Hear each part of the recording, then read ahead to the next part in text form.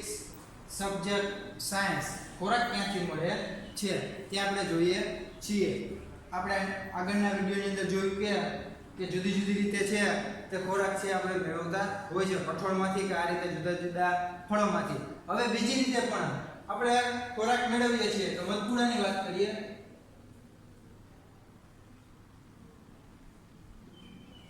જેને આપણે મધપૂડામાંથી મધ મળે છે. તો મધપૂડાની અંદર મધ મળે છે અને મધનો ઉપયોગ આપણે મધુરસ કહીએ, મધુ રસ તરીકે ઓળખીએ છીએ. તો મધ ક્યાંથી મળે છે? તો મધ છે મધમાખીમાંથી મળે છે. એમાંથી મળે છે મધમાખીમાંથી. તો મધમાખી છે, મધમાખી જે જુદા જુદા પુષ્પો પર બેસીને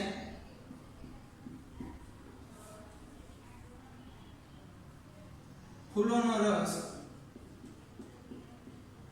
એકત્રિત કરે છે. બરોબર કે ફૂલોનો રસ શું કરે છે? એકત્રિત કરે છે. એકત્રિત થઈ ગયેલો રસ છે તે મધપૂડાની અંદર જે મધુ રસ એકઠો કરેલ છે તે મધપૂડાની અંદર તેનો સંગ્રહ કરે છે. પછી અમુક ઋતુ દરમિયાન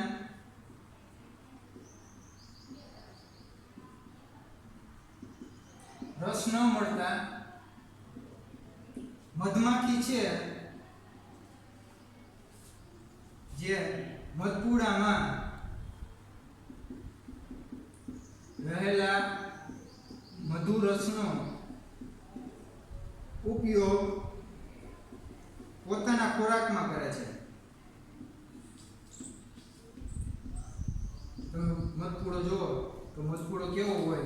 તમે મધપૂડા કે ડાળ ઉપર કે વૃક્ષની અંદર તમે જોયા હશે આ રીતે ઝાડ હોય, બરોબર?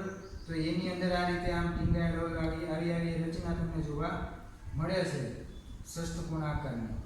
સરસ મજાનું આ રીતે એની જે કાર્ય કરવાની પદ્ધતિ હોય મધપૂડાની બહુ બેસ્ટ હોય. આ રીતેની જોઈએ આ રીતે મધપૂડો છે તેની અંદર ગોઠવાયેલો હોય છે અને મધમાખી છે તે મધનો રસનો સંગ્રહ એની અંદર કરે છે અને મનુષ્ય પોતાની ખોરાકની અંદર મધના રસનો ઉપયોગ છે તે કરે છે. તમે મધને હવે તો તમે બજારની અંદર પણ મળે છે તે પણ લઈ શકો છો. પછી ઇન્ટરનેટ પર એમેઝોન ઉપર પણ અવેલેબલ છે, તેમાંથી પણ તમે લઈ શકો છો. આ બધી વસ્તુ છે તેની અંદર તે આપણે છે મધપૂડાની અંદર આપણે ખોરાક મધુ રસ છે તે મળતો જોવા મળે છે. પછી પ્રાણીઓ શું ખાય છે એના પછીનો નેક્સ્ટ ટોપિક છે પ્રાણીઓ શું ખાય છે. હવે આપણે અત્યારે આપણા ખોરાક વિશે ચર્ચા કરી. તો આપણે છે તે જુદા જુદા પ્રકારના ખોરાક લેતા હોય, રોટલી, શાક, દાળ ભાત, માંસ છે, આ બધી વસ્તુ છે, ઈંડા છે, આ બધી માંસાહારીનો પણ આપણે મનુષ્ય છે તે સર્વ કરતા હોય છે. એ જ રીતે પ્રાણીઓ પણ છે તે જુદા જુદા ખોરાકો લેતા હોય છે. તો એનો આપણે થોડુંક એના વિશે જોઈએ. તો ભેંસ પ્રાણીઓ, ત્યારબાદ છે ખોરાક. તો ખોરાક છે તે કયો ખોરાક છે? તો ભેંસની વાત કરીએ, ગાયની વાત કરીએ. ગાય છે તો ઘાસ ચારો, ઘાસનો ચારો. ભેંસ છે એ ઘાસનો ચારો.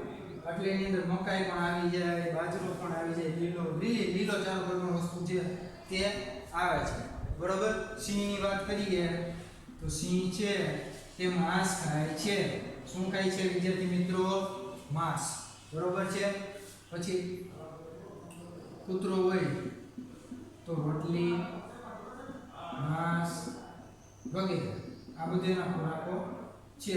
વાઘ છે કે કોઈ દી તમે વાઘ કોઈ દી ઘાસ ખાતો હોય એવું છે, અહીંથી માંસ ખાતો હોય છે. પછી કરોડિયો છે તો કરોડિયો હોય,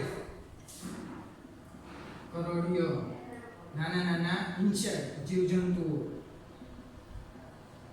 પછી ગરોળી છે એ પણ નાના નાના જીવજંતુઓ પોતાના ખોરાકની અંદર ઉપયોગ કરતી હોય છે. પતંગિયું છે તો નાના નાના જીવજંતુઓનો